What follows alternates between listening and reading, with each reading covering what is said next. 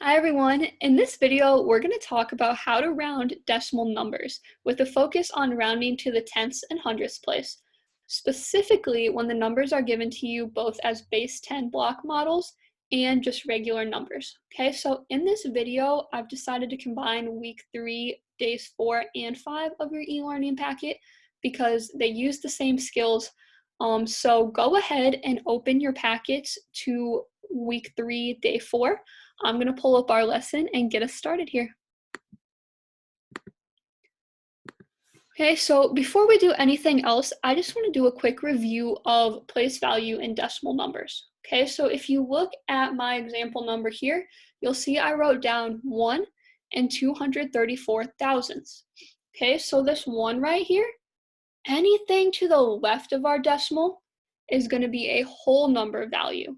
So this 1 right here is in our ones place. Okay, that is worth 1, 1. It is worth 1 whole. Okay, anything to the right of our decimal is going to be like a fraction, a decimal number. The value is going to be less than 1 whole. So this first place to the right of the decimal is going to be our tenths place. 2 places to the right, so where this 3 is, that's going to be our hundredths place. And then where the 4 is going to be our thousandths place. Okay, so it goes tenths, hundredths, thousandths. This 2 is the same as taking 2 over 10. This 3 would be 3 over 100, and this 4 would be 4 over 1,000 if we were writing them as fractions. Okay, so now that we've reviewed our decimal place values and we're hopefully feeling good, we're going to go ahead and look at some example problems from our packet. Okay, so this first one I've pulled from day number 4. Okay, the very first problem on there.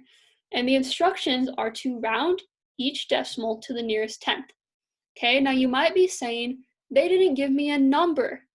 Okay, you're right, they didn't give it to you in straight number form, but they did give you a base 10 model of it. Okay, so to review how base 10 models work when it comes to decimals, this big flat right here, that is worth your tenths place. Okay, these longs, that is your hundredths place. And these smaller cubes, that is your thousandths place. Okay, so what I mean is that we have 1/10, we have 2 hundredths, and we have 4 thousandths. Okay, so when we write that as its own decimal number over here, we need to make sure that we combine all of these into that number. So as a decimal, that would be 0.124 or 124 thousandths. Okay, so in order to round that, it tells us in our instructions that we are rounding to the nearest tenth. Okay, so we're going to go ahead and we're going to underline our tenths place. Okay, so that tenths place is the first place to the right of the decimal. So here, that would be a 1. Once we look at that, we're going to look at the number to the right of it and ask ourselves, is this number 5 or more, or is it less than 5? If it's 5 or more, we're going to add 1 more. If it's 4 or below, we're going to let it mellow. We're going to keep this the same. Well, 2 is less than 5, right? So we're going to keep our 1 the same. And then everything after it is just going to turn into a 0. So what I mean is this becomes 0.100. Okay, so then it tells us to circle the correct answer.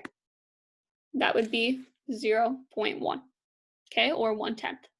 So 124 thousandths rounded to the tenth would just be 1/10. This means that this number is closer to 1/10 than it would be to 2/10. Okay. Now that we've looked at that one, let's go ahead and look at another example from the next page here.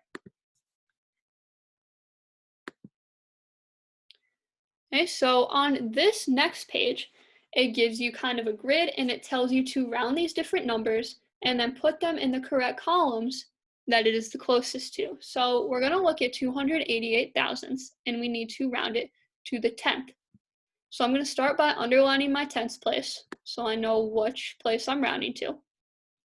And then I'm going to ask myself, is the number to the right of it 5 or more, or is it less than 5? Well, I know that 8 is more than 5. It's 5 or more, right? So I need to round up. I need to add 1 to this value right here.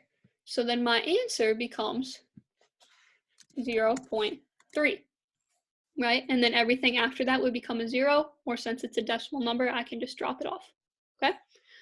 So this rounded to the 10th, that would be 3/10, which means that 288 thousandths is closer to 3/10 than it is to 2/10. Okay, so then on your paper, you would put this number, 0.288, under the 3/10 column. Now let's go ahead and look at what you do when you're rounding to the hundredths place. So I chose a number here that has 2 flats, or 2/10. No hundredths, because remember, our hundredths are those long ones, those rods, but 10 thousandths. Well, you might be thinking now, can I write 10 in the thousandths place? You might be saying, Miss Renneker, if I try to write 10, it's going to look like this or like this. You're right, we can't do that. So we have to convert all of these tenths, these thousandths, to hundredths. Okay, since I have 10 of these, and these make up one of those rods, they make up 1/100th. Okay, so this becomes 1/100th.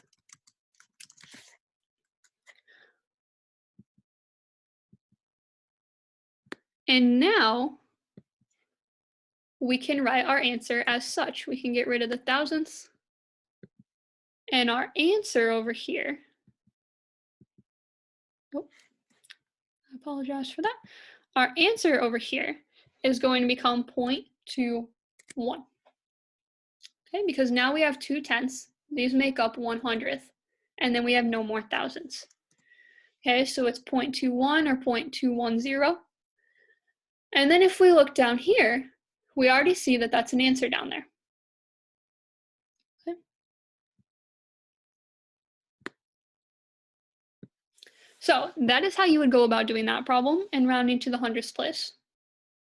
Now we're going to go ahead and look at another example from day 5 continued, where they don't give you the model.